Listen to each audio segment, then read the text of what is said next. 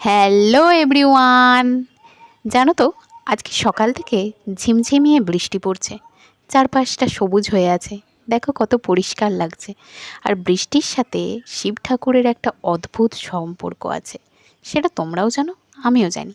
তো এই বৃষ্টির দিনে শিব ঠাকুরকে নিয়ে একটা নতুন কিছু বানানোর ইচ্ছে হলো, তাই যেমন ভাবা তেমন কাজ।